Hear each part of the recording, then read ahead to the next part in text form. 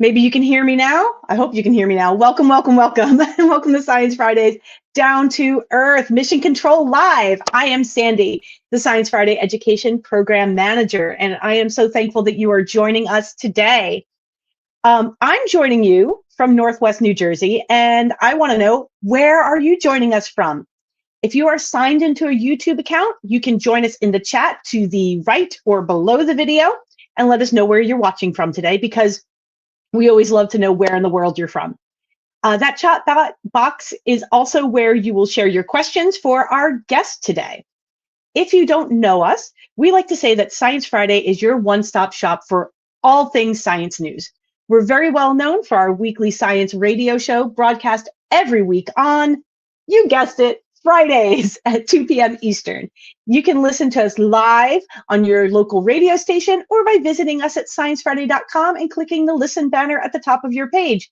We're also available wherever you get your favorite podcasts, and we hope that we are your favorite podcast. Of course, we are much, much more. When you visit our page, you'll see articles, educational activities, community experiences, just like this one, and other fun things that you can do if you love science. So before we get started, real quick, a couple of reminders. Science Friday is committed to providing a welcoming and harassment-free environment. And since we believe that providing clear expectations is a necessary part of building a respectful community, here are the basics. Be supportive and respectful when speaking with one another or asking questions in the chat. Share generously and listen closely. You can add your thoughts whenever you want, even if they aren't strictly questions for our guest.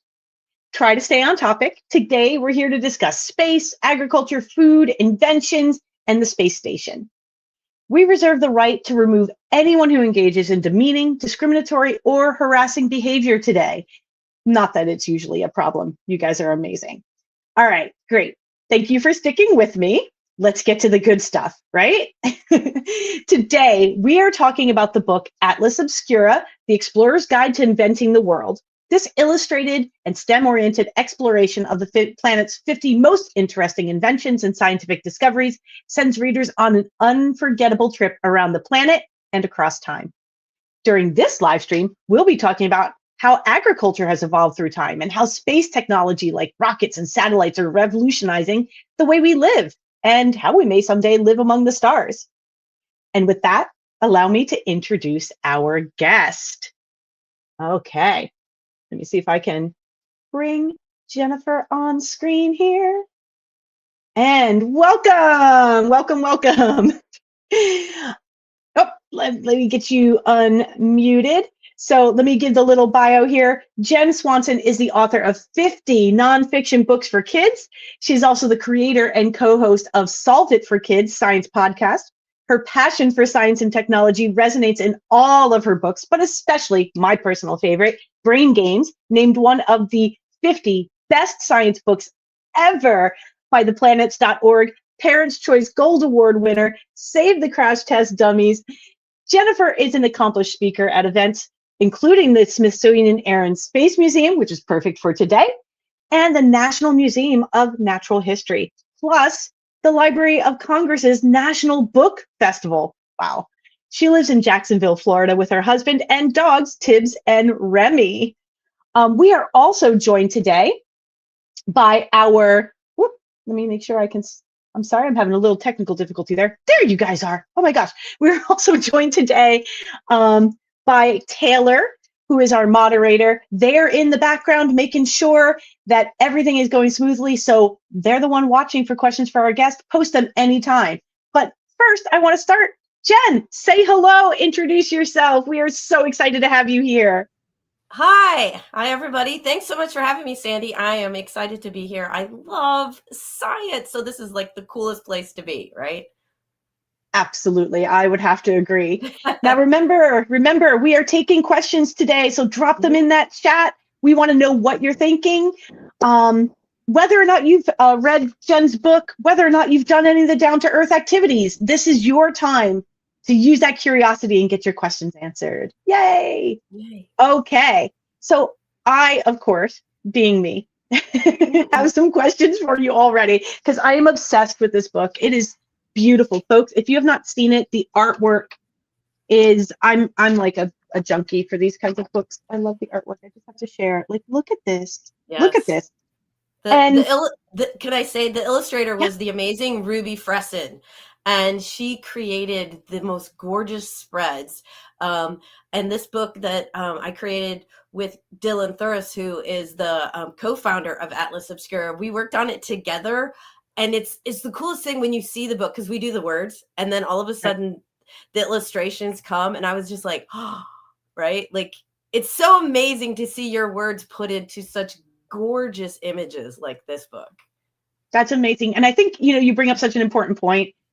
Sometimes we think of science as like just a thing that happens in laboratories, but it's not, because science writers and communicators like you, because you are a trained scientist, right? Yes, sort of. I mean, I haven't done it in a very long time, but yes, I was a middle school science teacher for about 14 years, online. So, but yeah, that's my background, is more science stuff than necessarily literacy stuff. But Right. they go hand in hand, you know that. Right. And I mean, you bring up an important part about the artist, right? Like, science and art aren't separate. No.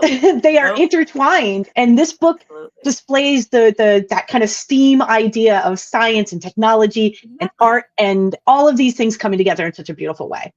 Yes. All right. I got to get into this.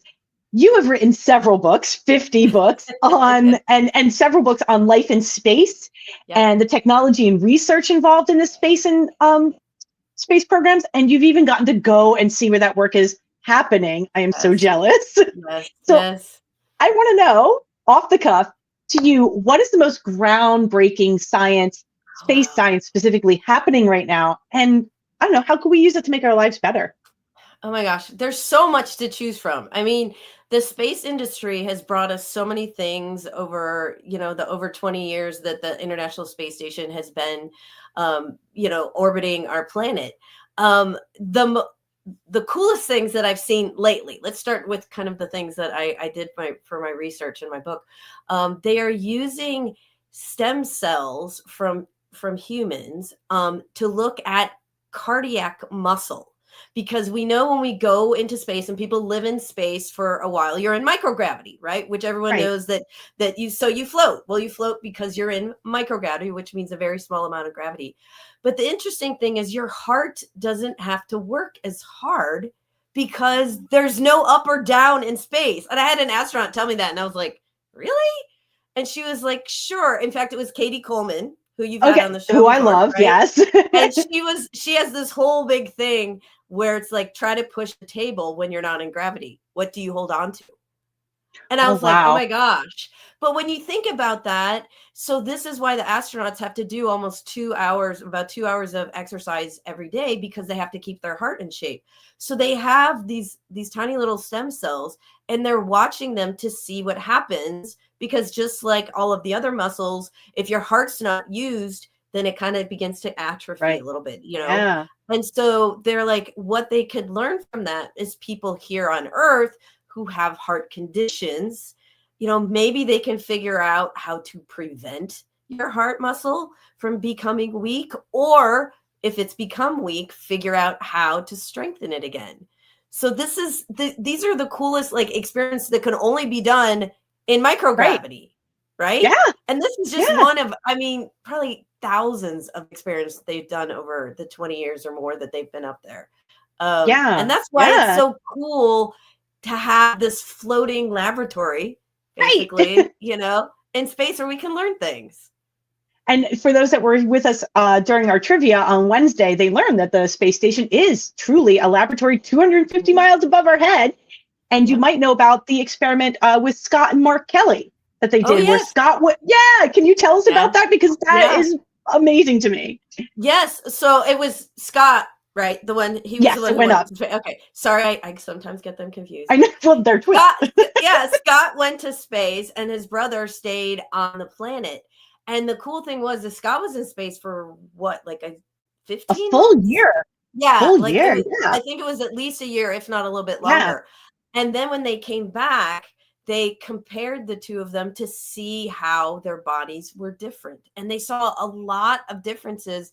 And that is really cool to learn, because now we know what it would be like. I should say we're learning what it might be like to be on a spacecraft going to Mars and how that's going to affect the human body, as you know, because I mean that trip could be, depending on where Mars is, it could be like 9 months, a year and a half, you know, between a year and a half, like it depends on how they send it out. But wow, there's a lot of information that we can get from that. That's amazing. Yeah, I think it's really kind of fascinating to think of all the science that's going on up there and more every day. So Exactly. I want to kind of jump into now, see, I live in a rural area, you know this. Yeah. And you talk about in the book ancient agriculture. Yep. And I was very excited to see farming through an agricultural or a science and technology lens, right? Because there is so much science to it. And it's one of our earliest sciences. So you talk about this in the book, and I kind of want to know what ancient farming technique or technology you think is kind of the most interesting and why. I know that's a big, hard question. Well, so while I live in Florida now, when I grew up in Central Illinois, down by Peoria, and so I grew up around soybean fields and cornfields and farms and all of that. So I'm used to all of these. You know, being in a rural area and all of these crops growing. In fact, my very first job was detasseling corn, which now they have. Now I hope they have machines to do. That was not fun to walk the, you know, the mile-long fields pulling the tassels out. But so the one that we talk about in our book is ancient agriculture. It's terracing farms that the Incans started, you know, about 1,000 years ago or so, and to me, that is, I mean, maybe it's not the coolest technology, but it's one of the most basic ones. Yeah, exactly. Thank you for that. Yep. It's one of the most basic ones because in this book, we talk about what we're calling invention paths. So if you want to invent, like say the International Space Station, what do you have to invent before that? And of course you have to invent rockets, which means you have to invent a way to get the rockets into space, you know, all of these things. But one of the things you also have to invent is food, right? Because everyone has to eat while they're up there. And so one of the things that they did in the terracing is in the ancient Incas, they didn't have big flat lands like we do where you live and like in the Midwest, where you can grow crops and you have lots of area. They had, you know, kind of mountains. And so, but they had a lot of people. How do you feed all of the people? So they would cut kind of these into the like plateaus, if you want to call them, into the mountains or the hills, and they would have farms like on each one. They would have fields that they were growing on each one of them. So that gave them more access to grow more plants, but also what they discovered, it also helped them control erosion and water consumption, because if they didn't have enough water. So it's one of those things people don't think about, but it is an invention. That is an invention. Yeah. Someone had to figure this out, come up with it, and be like, hey, let's cut, you know, a field into the side of the mountain. And all the other people were kind of like, what? And it works. You know, that's how a lot of inventions come about, right? Or by accident, you know? Yeah. It's trial and error. But they can think about how they might use that on the International Space Station. They don't have a lot of space to grow food and crops.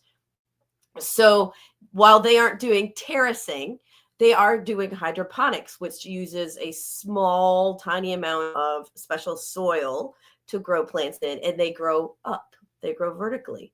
And they also use aeroponics, which kind of just lets the roots hang, and then they spray them with like nutrients and whatever. Which is wild. Right?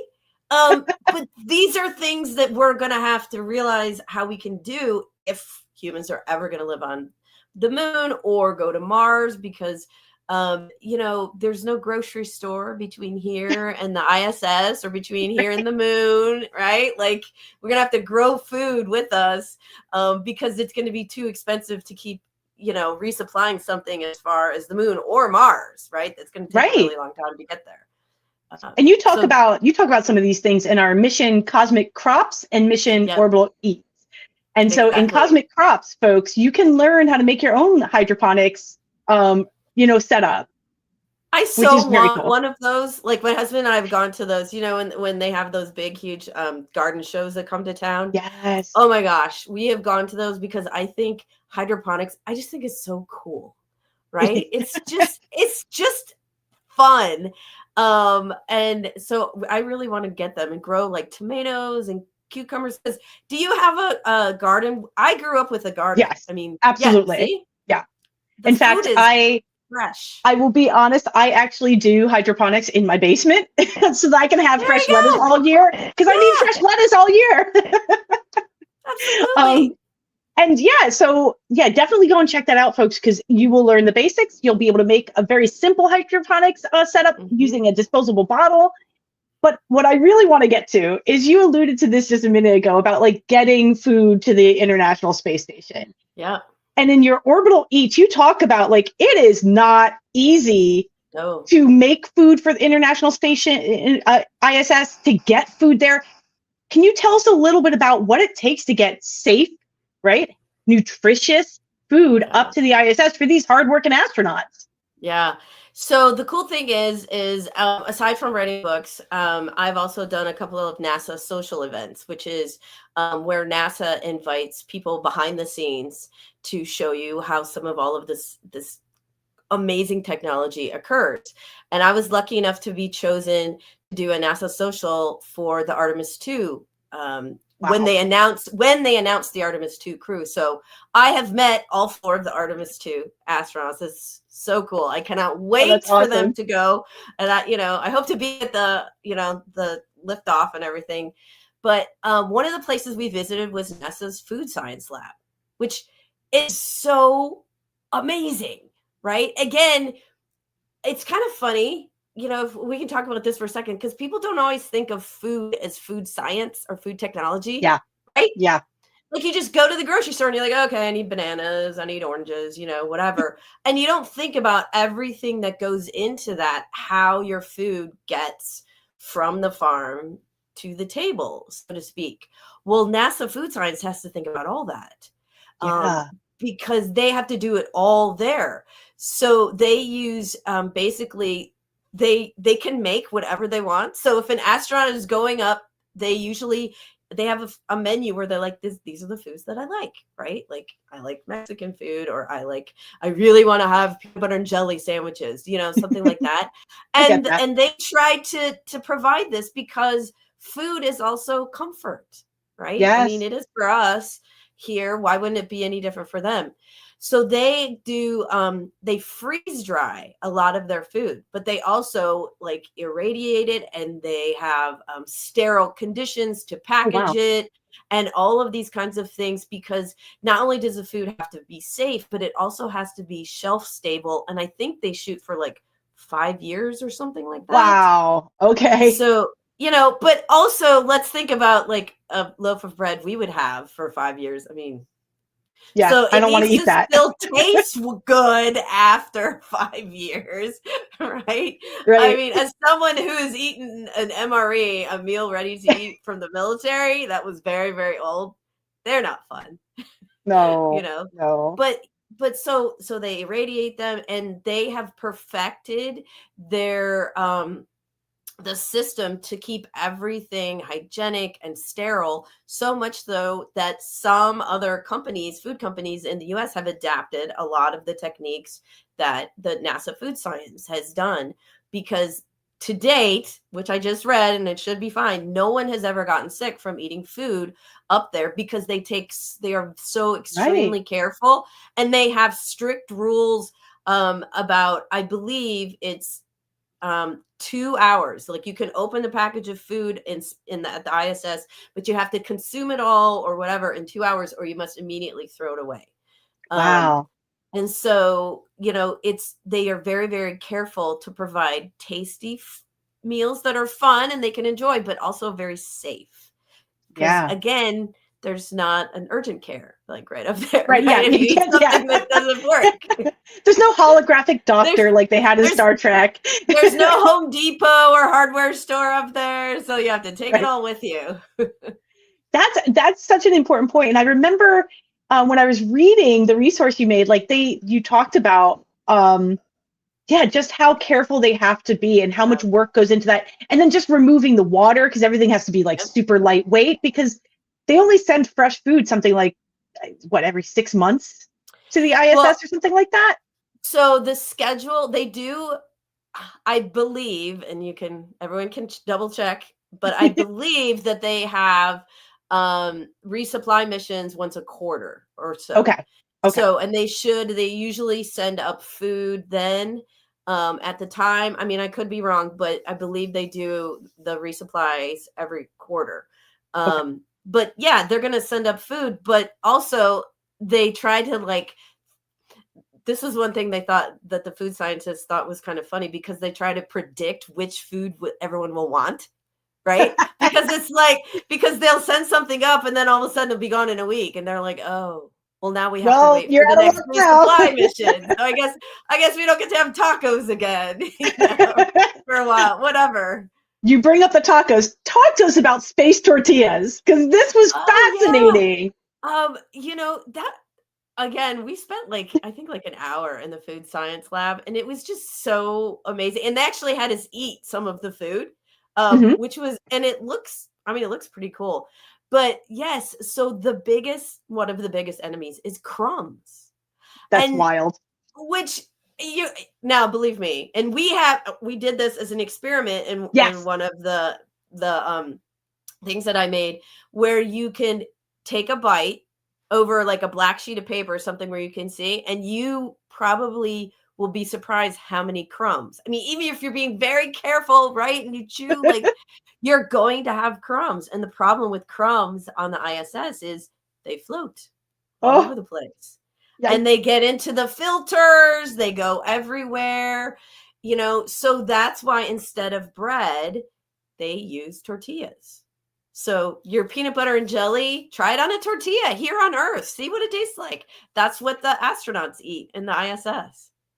We've got a question from Jeff here. Let me bring it up for you. So Jeff wants to know, what foods would astronauts like to have more of in space? Do you know? Well, it's kind of an individual sort of thing, and they usually have to put their requests in up front. So usually it's a new food that they've developed. I know they've had special requests from people for ethnic type foods that a food that makes them feel comfortable, that they have eaten. I mean, I'm trying to think of some off the top. I know one of the biggest things that they all wanted was pizza. And that took them a while to figure out how to do that. Right. But also you have to make sure that the sauce that you make is sticky enough to hold the pepperoni or the sausage or, all of the different things. So I know that was requested a lot, and it took them a lot of years to figure that out. But I also know that some of the astronauts themselves have requested certain foods, and then they make dinner for the other people, just like sometimes the Russians cosmonauts will make food for the Americans. And so they all kind of share their different flavors of foods that they enjoy. The other thing that was really interesting was Don Pettit is an astronaut. I believe he just got back. He just got back. Yeah. Yeah, he is hilarious. I got to listen to him talk one time. He's amazing. But he created a coffee mug. Yes. That you could drink liquid coffee in space. Yeah. And if you haven't seen it, you should, Google it and look at the videos, because it's very strange looking, because normally you have to sip liquids through a straw. But I mean, for those of you that are used to, I drink tea, but my morning tea or coffee, it's like this calming ritual. Right. Yeah. Right.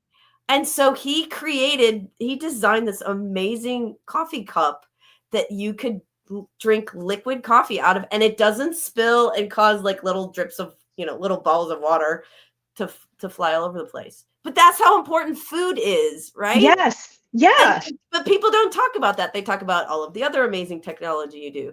but food is so important to humans. And smell It's matters, right? Like it really does. well, and it's a connection thing with the pizzas. They started having pizza parties while they're Right. watching movies, right? Like who doesn't want to do Aw, that? that's Yeah. fantastic. And again, you mentioned, because I think people also forget that, like, 5 different space agencies work up there on the ISS. It's really important when you're up there floating above the earth for 6 months at a time together that you get along, that you can relate to Yes, one another, and being able to exactly. have a pizza party with everybody from Russia and China. And that gives you the opportunity then to make those kind of connections. And I think that that's something that's so special about the International Space Station, is that it truly is a global effort that we've all worked really hard to make happen. Absolutely. It's Yeah. very cool. That's just very cool. We've got, oh gosh, how are we almost done? Jen, I Yeah, could talk to you all I day. know. I do want to, before we kind of get last thoughts, if there are any last questions, get them in there.